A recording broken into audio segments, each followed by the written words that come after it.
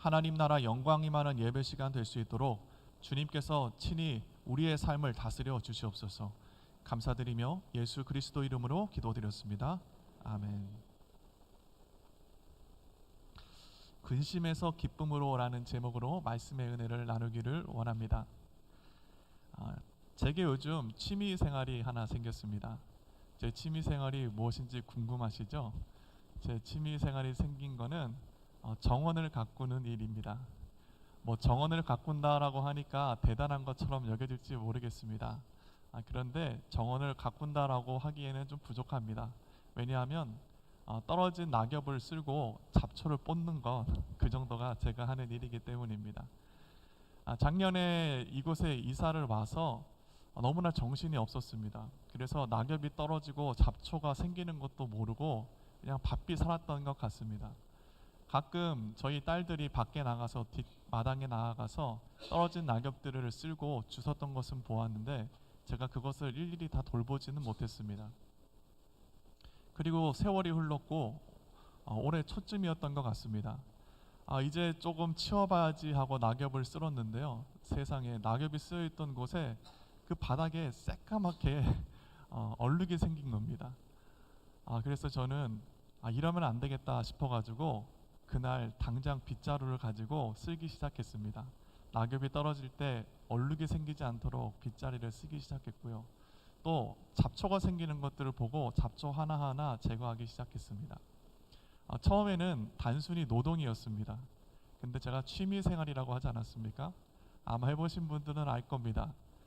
낙엽을 치우고 잡초를 뽑다 보면은요, 욕심이 생깁니다.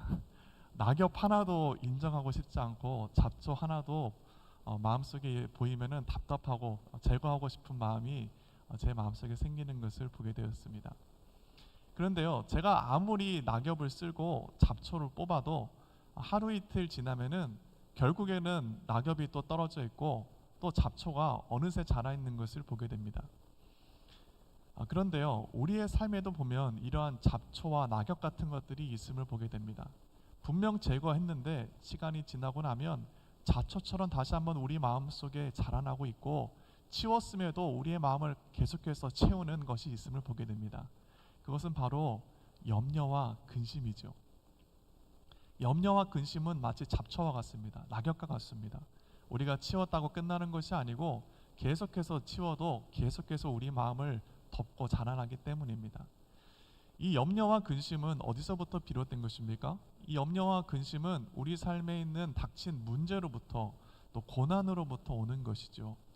그렇다면 우리가 어떻게 해야 이 고난의 순간 우리 마음이 근심과 염려로 가득 차지 않고 깨끗하게 정결하게 하나님이 주시는 그 마음으로 살아갈 수 있을까? 오늘 말씀 가운데 지혜를 얻는 저와 여러분의 삶이 될 수 있기를 바랍니다. 오늘 예수님은요, 우리 마음에 있는 그 근심을 기쁨으로 변화시키겠다라고 말씀하고 계시기 때문이죠. 그렇다면 어떻게 해야 우리 마음에 있는 이 근심과 염려 또 이 고난의 문제를 해결하며 기쁨으로 살아갈 수 있을까요? 우리가 기억해야 될 첫 번째가 있는데 우리 스크린에 나가는데 다 같이 한번 읽어보겠습니다. 시작. 고난 뒤 찾아올 영광을 보라. 혹시 여러분 마음에 염려와 근심이 잡초처럼 여러분의 마음을 가득 채우고 있는 분이 계십니까? 여러분 그렇다면 기억해야 될 첫 번째가 있습니다. 그것은 우리의 그 고난 뒤에 찾아올 영광을 보라는 것입니다. 반드시 여러분의 그 고난 끝에는 영광이 있을 것입니다. 기쁨이 있을 것입니다. 오늘 본문 말씀 속의 제자들도 그 마음 속에는요, 염려와 근심이 가득했습니다. 왜 그렇습니까? 지금 이제 예수님께서 십자가를 지시는 것이 얼마 남지 않았다라고 제자들에게 수차례 이야기했기 때문입니다. 심지어 마지막 만찬까지 드시지 않았습니까? 이제 내가 너희와 마지막으로 먹는다라고 말씀하며 또 예수님이 십자가를 지실 거라는 것을 제자들에게 밝히 말하였으니 제자들 마음속에는요, 근심과 염려하는 마음, 두려워하는 마음이 가득 잡초처럼 자라났을 겁니다. 그런데요, 그러한 제자들에게 예수님께서 말씀하십니다. 우리 20절 말씀인데 한번 같이 읽어보겠습니다. 시작. 내가 진실로 진실로 너희에게 이르노니 너희는 곡하고 애통하겠으나 세상은 기뻐하리라. 너희는 근심하겠으나 너희 근심이 도리어 기쁨이 되리라. 아멘. 너희가 그 고난 가운데 무엇한다 이야기합니까? 곡하고 애통해야 할 것이다 라고 이야기하고 있죠. 곡한다라는 것은요, 그냥 단순히 마음이 우울하다는 것이 아니고 마음이 터지고 영혼이 터져서 우는 것입니다. 슬피 우는 것입니다. 애곡하는 것도 땅을 치며 가슴을 치며 우는 것이죠. 그렇게 너희의 삶이 슬프고 곡하고 애통하고 근심할 것이다 라고 이야기하죠. 더 비참한 것은요, 우리의 마음은 이처럼 슬프고 근심이 가득하지만 세상은 우리의 그런 모습을 보고 비웃고 조롱한다라는 겁니다. 정말 절망적이죠. 그 마음속에 답답함과 염려와 근심이 얼마나 많았겠습니까? 그러나 주님이 말씀합니다. 너희는 근심하겠으나 너희 근심이 도리어 기쁨이 될 것이다 라고 주님 말씀하고 있다라는 겁니다. 당시 제자들이요, 이러한 예수님의 말씀을 들었을 때 마음이 어땠을까요? 여러분 한번 상상해 보시기 바랍니다. 제자들이 이러한 예수님의 말씀을 이해할 수 있었을까요? 아마 이해하기 쉽지 않았을 겁니다. 왜냐하면 내 마음이 이렇게 힘든데, 내 마음에 이처럼 근심이 많은데 어찌 그 근심이 기쁨이 될 수 있단 말인가? 예수님께서 분명 내게 말씀하셨지만 그 말씀이 내 삶에 누려지지는 못했겠죠. 그렇기 때문에 제자들에게 다음과 같이 이야기합니다. 21절 말씀입니다. 여자가 해산하게 되면 그때가 이르렀으므로 근심하나 아기를 낳으면 세상에 사람 난 기쁨으로 말미암아 그 고통을 다시 기억하지 아니하느니라 말씀합니다. 제자들이 이해하지 못하자 예수님께서 제자들에게 그 근심이 기쁨으로 변하는 우리가 가장 잘 이해할 수 있는 비유 한 가지를 들어주시죠. 그것은 바로 여자가 아이를 출산하는 것이라는 겁니다. 여기 계신 분들도 다 자녀를 갖고 계시죠? 저도 제 첫째 딸을 가지고 출산했던 그 과정을 돌아보면 참 힘들고 어렵고 또 근심되는 일들이 많이 있었던 것 같습니다. 처음에 아이를 가졌을 때는요, 보험이 없어서 근심이 됐습니다. 아니, 보험이 없는데 아이는 어떻게 출산하나 근심이 됐습니다. 이제 아이가 점점 자라나서 아내의 배가 불러오자 점점 더 근심과 걱정은 커졌습니다. 그리고 초음파를 처음 받으러 갈 때에도 제 마음은 근심으로 가득 찼습니다. 그리고 제 마음속에는 하나님께 이렇게 기도했던 게 생각이 납니다. 하나님, 다른 거 다 필요 없으니까 손가락 5개, 발가락 5개, 눈, 코, 입만 제대로 붙어있게 해주세요. 저 다른 거 아무것도 안 바라겠습니다 라는 마음으로 초음파를 받으러 갔던 것이 생각이 납니다. 아이가 점점 자라났고 이제 때가 되어서 양수가 터졌습니다. 그때도요, 저의 마음에는 근심이 가득했습니다. 아니, 벌써 양수가 터지면 어떡하나, 아직도 병원에 갈 길이 먼데 라는 생각이 제 마음에 근심이 가득 찼습니다. 병원에 갔을 때도 마찬가지입니다. 분만실에 갔는데요, 아내가 괴로워합니다. 그 모습을 보니까요, 제가 할 수 없다라는 그러한 절망감 가운데 제 마음이 더욱더 어려웠습니다. 심지어 간호사가 들어와서 제 창백한 얼굴을 보고 괜찮냐고 자리에 좀 앉아서 쉬라고까지 이야기했었습니다. 제 마음에는요, 근심과 염려와 걱정이 가득했었다라는 겁니다. 그런데 아이가 나왔습니다. 처음에는 머리가 보이더니 아이가 출산하여 울음을 울기 시작했습니다. 그때는요, 손가락 5개, 발가락 5개 세지 않았습니다. 그냥 기뻤습니다. 제 딸을 보는 순간, 제 딸이 울음을 터뜨리는 순간 제 모든 염려와 근심이 정말 한순간에 다 사라졌습니다. 분만의 시간이 길었습니다. 거의 하루 종일 진통을 겪었던 것 같습니다. 그런데요, 아이가 출산하니까 내가 얼마나 오랫동안 근심하고 염려했었는지 그 모든 것은 다 사라졌습니다. 오늘 예수님께서 우리 가운데 말씀하시는 것이 마치 이와 같죠. 너희가 세상의 환난 가운데 고통받을 때 애곡하고 통곡하겠으나 그 근심이 너희에게는 기쁨이 될 것이다 라고 말씀하고 있습니다. 고난에는 끝이 있다라는 겁니다. 여러분 삶에 있는 그 고난과 환난이 영원할 것 같지만 사실 영원하지 않고 그것은 과정일 뿐이고 그 끝에는 기쁨이 있을 것이며 그 끝에는 영광이 가득할 것이다. 주님 말씀하고 계시다라는 것입니다. 그리고 예수님 말씀하십니다. 22절 말씀인데 우리 한번 같이 읽어보겠습니다. 시작. 지금은 너희가 근심하나 내가 다시 너희를 보리라. 너희 마음이 기쁠 것이요 너희 기쁨을 빼앗을 자가 없으리라. 아멘. 22절 말씀에 보면 지금은 너희가 근심하나 내가 다시 너희를 볼 것이다 말씀하고 계시죠. 여기서 내가는 누구입니까? 예수님이시죠. 예수님이 다시 너희를 찾아올 것이다 주님 약속하고 있습니다. 그리고 너희의 기쁨을 빼앗아갈 것이 없을 것이다. 사망의 권세가 무너지고 예수께서 우리의 삶에 찾아오시는 그 기쁨을 이 세상이 결단코 빼앗지 못할 것이다 주님께서 선포하고 계십니다. 여러분, 근데 문제가 한 가지 있습니다. 제자들이 이러한 예수님의 말씀을 들을 때 정말로 그들의 마음에 근심과 또 걱정하는 마음들이 사라졌느냐라는 것입니다. 물론 우리는 예수님께서 십자가를 지셨다가 죽으셨고 또 3일 만에 사흘 만에 부활하셨다라는 것을 우리는 알고 있습니다. 그렇기 때문에 지금 예수님께서 제자들 가운데 하시는 이 말씀이 이해가 되고 또 그것이 위로가 되죠. 그러나 당시 제자들의 삶은 어떠했습니까? 당시 제자들의 삶은요, 예수님께서 죽으셨다가 부활하신다는 것을 아직 알지 못하고 경험하지 못한 때입니다. 그러니 예수님께서 너희의 기쁨을 빼앗을 자가 없을 것이다. 너희의 근심이 기쁨이 될 것이다. 마치 출산한 여인이 아이를 낳으면 그 기쁨이 커서 너희 안에 근심이 사라지는 것 같은 것을 너희가 경험할 것이다 라고 하시는 이 예수님의 말씀이 온전히 이해되지 않고 그들 마음에는 여전히 근심과 염려가 가득 차 있었다라는 것입니다. 그런데 어찌 예수님의 제자들만 그런 것입니까? 우리의 삶도 한번 돌아보길 바랍니다. 우리의 삶도 사실은 제자들의 삶과 똑같다라는 것을 보게 됩니다. 우리도요, 고난 가운데 있을 때 우리 마음에 근심과 염려가 가득 차 있을 때 주님께서 우리 가운데 말씀하시지 않습니까? 너희의 근심이 기쁨이 될 것이다 라고 말씀합니다.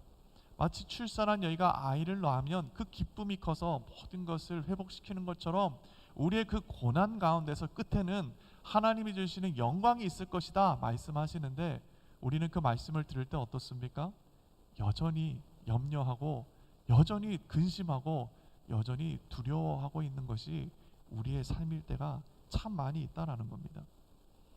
중요한 것은요, 이 예수님 여러분에게 약속하시는 우리의 근심을 기쁨으로 바꾸시겠다라고 하시는 이 하나님의 말씀을 우리의 삶이 온전히 믿을 수 있어야 한다는 겁니다. 믿게 될 때 우리의 삶에 하나님이 주시는 참 평안이, 하나님이 주시는 위로의 말씀이 우리의 삶에 그 근심과 염려를 제거하는 은혜가 있다라는 것입니다. 우리의 삶은요, 그런 의미에서 마치 동굴 탐험을 하는 것과 비슷합니다. 여러분, 동굴 탐험 한번 해보셨습니까? 저는 어렸을 때요, 동굴을 되게 좋아했습니다. 왜냐하면 지상에서는 볼 수 없는 진풍경이 펼쳐지기 때문입니다. 그래서 여름 휴가 때 저희 가족 여행을 가면은 고수동굴이나 온달 동굴 같은 동굴들을 제가 가자고 주장해서 많이 갔던 것이 생각이 납니다. 동굴에 가면은요, 지하 세계가 펼쳐집니다. 종유석이 있고요, 물이 떨어지고요, 습한 냄새와 또 동굴 속의 그 어두침침하고 신비로운 모습이 어렸던 저의 마음을 설레게 했습니다. 근데 전문적으로 동굴을 탐사하는 전문가들은 동굴을 탐사할 때 반드시 챙겨야 할 준비물들을 이야기하는데 그 중에 가장 중요한 준비물이 있습니다. 그것은 바로 전등입니다. 그래서 동굴 탐험을 할 때 전문가들은 반드시 램프를 3개 가져갈 것을 이야기합니다. 메인인 때는 헤드램프 하나, 그리고 서브로 쓸 수 있는 서브 헤드램프 또 하나, 그리고 방수가 되는 손전등 하나와 여분의 건전지를 꼭 동굴 탐험할 때는 가져가라고 이야기합니다. 왜냐하면 만약에 여러분 동굴 속에서 라이트가 꺼지게 되면 어떻게 됩니까? 그때부터는요, 동굴 탐험이 아니고 동굴 지옥이 될 겁니다. 깜깜해서 앞이 안 보이고 아무것도 보이지 않아서 나올 수도 없는 상황이 되는 것이죠. 우리 인생도 마찬가지입니다. 우리의 삶이 고난 가운데 있을 때는요, 마치 이 동굴 깊숙한 곳에서 불을 잃어버린 램프가 꺼진 상황과 같습니다. 그렇기 때문에 우리는 패닉에 빠지고 그것을 즐기지 못하고 그 가운데 두려워 떨며 근심하고 염려하게 되는 것이죠. 고난 가운데 있을 때 그 고난의 끝에 또 고난의 그 어려움 가운데서도 우리의 삶을 밝히시는 분이 있다는 것을 다시 한번 기억해야 됩니다. 예수님께서 말씀하시지 않습니까? 제가 읽어드리겠습니다. 예수께서 또 말씀하여 이르시되 나는 세상의 빛이니 나를 따르는 자는 어둠에 다니지 아니하고 생명의 빛을 얻으리라. 아멘. 나를 따르는 자는 생명의 빛을 얻으리라 주님 말씀합니다. 혹시 고난 가운데 있으십니까? 어려움 가운데 마음에 근심과 염려가 가득 차 있는 사람이 있습니까? 여러분 그렇다면 지금 이 시간 다시 한번 여러분의 소망 되시고 여러분의 기쁨 되시고 여러분의 삶을 밝히실 예수 그리스도를 다시 한번 붙잡고 주님의 그 소망 안에 거하는 저와 여러분의 삶이 되기를 예수님 이름으로 축복합니다. 로마서 8장 18절은 다음과 같이 선포합니다. 다 같이 읽어보겠습니다. 시작. 생각하건대 현재의 고난은 장차 우리에게 나타날 영광과 비교할 수 없도다. 아멘. 현재 우리가 당하는 고난이 있습니다. 고통이 있습니다. 우리의 마음을 염려하게 하고 근심하게 하는 것들이 있습니다. 여러분 그러나 그것은 장차 우리가 받게 될 영광과는 비교할 수 없을 것이다. 성경은 선포하고 있습니다. 다시 한번 그 고난 끝에 있을 영광을 바라보십시오. 우리의 삶을 밝히시는 다시 한번 우리의 삶을 생명의 빛으로 밝히시고 그 고난에서 이겨나가게 하며 길을 찾게 하시는 예수 그리스도를 그분의 소망을 다시 한번 발견하고 붙잡는 저와 여러분의 삶이 되기를 간절히 바랍니다.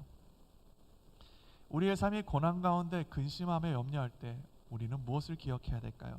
우리가 기억해야 될 두 번째가 있습니다. 우리 스크린에 나가는데 다 같이 한번 읽어보겠습니다. 시작.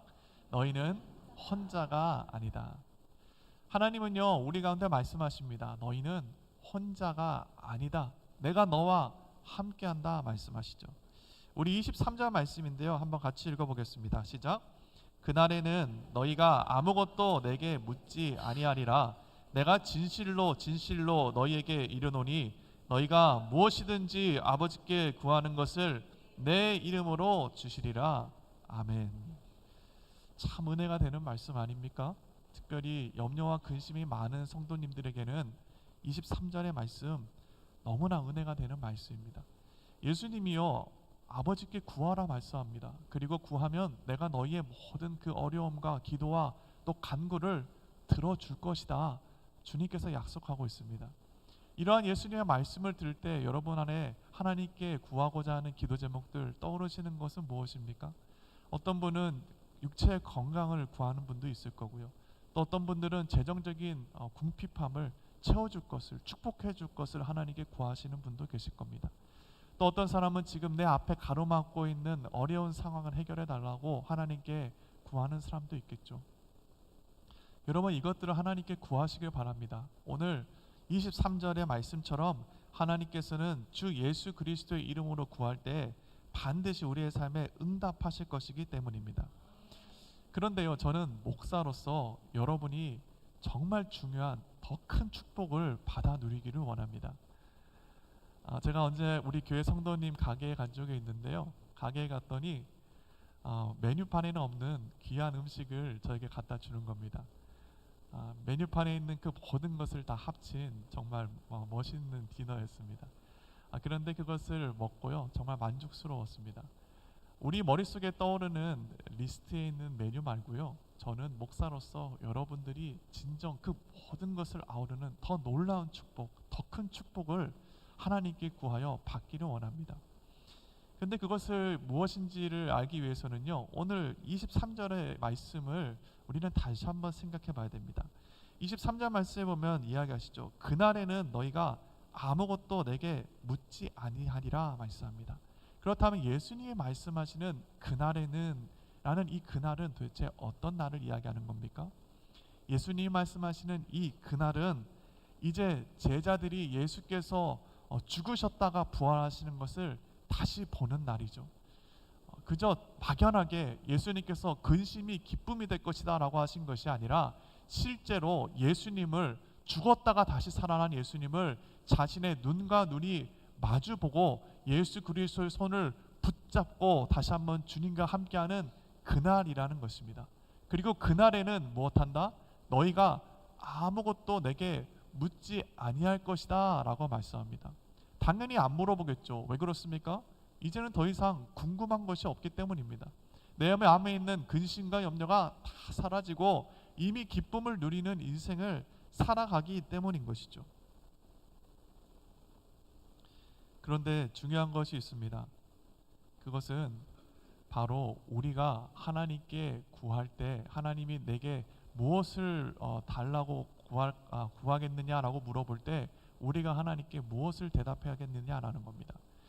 저는요, 만약 그날에 이제는 예수님을 내 눈과 눈을 마주치고 내 손과 손이 주님을 붙잡고 주님을 마주하는 그때에 만약 예수님이 내게 무엇을 원하냐라고 묻는다면 저는 무엇을 주님께 구할까 한번 상상해 보았습니다. 저는요, 예수님을 제 눈으로 보았을 때 제가 하나님께 구하는 것이 아마 육체적인 건강은 아닐 것 같습니다. 또 돈도 아닐 것 같고요, 명예도 아닐 것 같습니다. 왜냐하면 이제 예수님을 내 눈으로 보는 그때에는 그런 것들은 이미 내게 아무런 의미가 없기 때문입니다. 제가 어렸을 때요, 한 가지 제가 굉장히 소중하게 여기고 정말 얻기를 원했던 것이 있습니다. 그것은 바로 종이로 된 딱지입니다. 한번 그림을 가지고 와봤는데요, 보여주시겠습니까? 옛날 종이 딱지라는 건데요, 저 딱지를 이제 입으로 불면은 넘어가게 됩니다. 그래서 이제 친구들끼리 딱지를 걸고 입으로 팍팍 불어가지고 이 딱지를 넘깁니다. 그러면은요, 어느 날은 딱지를 많이 따게 됩니다. 저도 딱지를 좀 제법 많이 땄던 것 같습니다. 딱지를 많이 따게 되면은요, 놀이터에 가면은 어깨에 힘이 들어갑니다. 내가 딱지를 많이 갖고 있기 때문이죠. 그런데요, 여러분, 지금 제가 이 딱지 갖고 있을까요? 안 갖고 있을까요? 안 갖고 있죠. 저에게 이 딱지는 더 이상 아무런 가치가 없기 때문입니다. 물론 제 어린 시절의 추억으로서는 소중하겠죠. 그러나 저 딱지는 이제 제게 아무런 가치가 없습니다. 우리의 세상에서 하나님께 구했던 것들이 주님을 만날 때는 마치 그와 같다라는 겁니다. 이 세상에 우리가 그토록 하나님께 구했던 것들이 하나님을 직접 대면할 때는 그저 어린 시절의 종이 딱지와 같다라는 겁니다. 여러분은 그렇다면 하나님이 여러분과 만났을 때 내가 너에게 무엇을 줄 거라고 물어볼 때 여러분은 무엇을 구하시겠습니까? 바라기로는요, 저는 여러분들이 그 하나님의 질문 가운데 정말 가장 귀한 것을 구하고 얻을 수 있기를 바랍니다. 우리가 구하고 얻어야 할 것은 다른 것이 아닌 바로 하나님입니다. 하나님, 저는 하나님 한 분이면 만족합니다. 하나님, 저는 주님 한 분이면 충만하고 충족합니다. 이러한 고백을 주님 앞에 드리고 하나님을 구할 수 있는 저와 여러분의 삶이 되기를 예수님 이름으로 축복합니다. 우리가 하나님을 만났을 때만 하나님을 구하는 것이 아니라는 것을 또한 기억해야 됩니다. 꼭 하나님을 만났을 때만 그런 것이 아니고 특별히 중요한 것은 고난 가운데 있을 때, 우리 마음이 근심과 염려 가운데 있을 때, 세상의 어려움으로 우리 마음에 잡초들이 많이 자라 있을 때 더욱더 우리는 하나님께 구해야 되는 것이 있는데, 그것은 바로 하나님 나와 함께 해주시고 하나님 오직 주님만으로 만족하는 인생 될 수 있도록 나를 축복하여 달라고 주님 앞에 구할 수 있어야 됩니다. 내 삶의 건강의 문제보다도, 내 삶의 재정적인 문제보다도, 내 삶을 가로막고 있는 그 어떠한 문제보다도 우리가 더 구해야 되는 것은 바로 하나님 나와 함께 해주시고 하나님 나를 그 어려움 가운데서 버리지 마시고 나와 동행해 달라고 주님의 임재를 구해야 된다라는 것입니다. 오늘 예수님이요, 제자들 가운데 가르치시는 말씀을 한번 보십시오. 32절 말씀입니다. 우리 한번 같이 읽어보겠습니다. 시작. 보라, 너희가 다 각각 제 곳으로 흩어지고 나를 혼자 둘 때가 오나니 벌써 왔도다. 그러나 내가 혼자 있는 것이 아니라 아버지께서 나와 함께 계시느니라. 아멘. 예수님이 지금 뭐라고 말씀하고 있습니까? 이제 때가 되었다라는 것이죠. 내가 이제 십자가를 지고 십자가에서 비참한 죽임을 당할 것을 제자들에게 말씀하고 있습니다. 그리고 그때는 너희가 각각 흩어지고 나를 혼자 두게 될 때가 온다라고 말씀합니다. 그리고 나서 예수님은 어찌 되었습니까? 실제로 예수님이 말씀하신 것처럼 붙잡혀 가시던 그날 밤에 제자들은 모두 혼비백산하여 흩어져 도망갔습니다. 심지어 십자가에 발가벗겨져 손과 발에 못이 박히고 옆구리에 창이 찔릴 때에도 제자들은 곁에 없었습니다. 다 도망갔었죠. 그 고난을 당할 때 우리는 예수님의 그 고난 가운데 예수님의 흘리신 피와 찢겨진 살만 보았습니다. 그런데요, 오늘 예수님이 말씀하십니다. 뭐라고 말씀합니까? 내가 혼자 있는 것이 아니라 아버지께서 나와 함께 계시느니라 말씀하고 있습니다. 예수님은요, 십자가에 달리셨습니다. 그리고 예수님은 마치 혼자 계신 것 같았습니다. 그러나 예수님은 혼자 계시지 않았습니다. 예수님은 그 고난의 그 깊은 사망의 골짜기 바닥에서 누구와 함께 있었습니까? 바로 하나님과 함께 하고 계셨죠. 그리고 예수님께서 이와 같이 자기가 십자가를 질 때 너희가 모두 나를 버리고 떠나갔을 때 하나님과 함께 하고 있다는 것을 제자들에게 알려준 궁극적인 목적이 있음을 또한 이야기하십니다. 우리 한번 33절 말씀인데 다 같이 읽어보겠습니다. 시작. 이것을 너희에게 이르는 것은 너희로 내 안에서 평안을 누리게 하려 함이라. 세상에서는 너희가 환난을 당하나 담대하라. 내가 세상을 이기었노라. 아멘.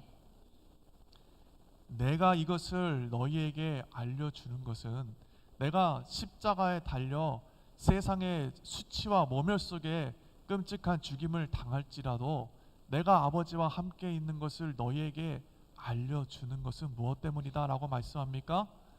너희로 내 안에서 평안을 누리게 하려 함이다 말씀하고 있습니다. 어찌 평안을 누립니까? 그것은요, 십자가에서 고난당하시는 예수 그리스도와 함께 하셨던 이 세상을 말씀으로 창조하시고 모든 인생들에게 생명을 주어 살게 하시고 이 세상을 심판하시는 하나님께서 예수님과 함께 하셨듯이 바로 제자인 우리와도 함께 하시겠다 말씀하고 계시기 때문입니다. 그렇게 우리는 고난 가운데서도 예수 그리스도 안에 있는 평안을 누리는 삶을 살게 되죠. 그리고 주님은 위대한 선포로 합니다. 세상에서는 너희가 환난을 당하나 담대하라. 내가 세상을 이기었노라. 아멘. 이미 세상을 이기셨다 주님 선포합니다. 앞으로 이길 것이다가 아닙니다. 이미 전쟁에서 승리하셨다라는 겁니다. 예수님이 모든 죄와 사망의 권세를 무너뜨리고 사망의 권세가 산산이 깨어졌다라는 겁니다. 그리고 승리하신 주님께서 우리와 함께 하심으로 우리가 그 영적인 고난 가운데서도 비록 환난이 있을지라도 최후에 승리할 것이다 주님 말씀하고 있다라는 겁니다. 여러분, 우리의 삶은요 때때로 어려움이 있을 때가 있습니다. 그러나 여러분의 삶은 이미 승리한 인생입니다. 한번 옆 사람에게 인사해 보겠습니다. 당신은 이미 승리하였습니다. 당신은 이미 승리하셨습니다. 제가 하는 이야기가 아니고요, 우리를 부르시고 우리를 사랑하시는 주님께서 우리 가운데 선포하시는 것입니다. 여러분은 이미 승리한 인생입니다. 왜냐하면 우리의 주인 되시고 우리의 목자 되시며 우리의 아버지 되시고 우리의 신랑 되시는 하나님께서 이미 승리하셨기 때문입니다. 내일부터는 고난 주간이 시작됩니다. 여러분, 고난 주간 가운데 예수 그리스도의 고난을 묵상하시고 동참하시길 바랍니다. 그러나 고난을 묵상하시면서 동시에 그 고난을 이기시고 승리하신 예수 그리스도 또한 여러분이 묵상하시고 기뻐할 수 있는 시간 되기를 원합니다. 우리의 고난의 주간 동안에 예수 그리스도의 십자가에 함께 못 박히고 또 예수 그리스도와 함께 죽고 다시 한번 살아나는 우리 인생 될 수 있기를 바랍니다. 고난 가운데 우리의 마음이 염려와 근심으로 가득 찰 때 우리는 반드시 기억해야 되는 것이 있습니다. 그것은 하나님이 우리와 함께 하시며 이 고난은 끝이 아니요 이 고난 가운데 더 큰 영광이 있음을 반드시 기억하여 어려움 가운데 있지만 우리의 삶이 승리케 하시는, 우리를 기쁨을 누리게 하시는 예수 그리스도로 인하여 승리하며 나아가는 우리 모두 될 수 있기를 예수님 이름으로 축복합니다. 기도하시겠습니다.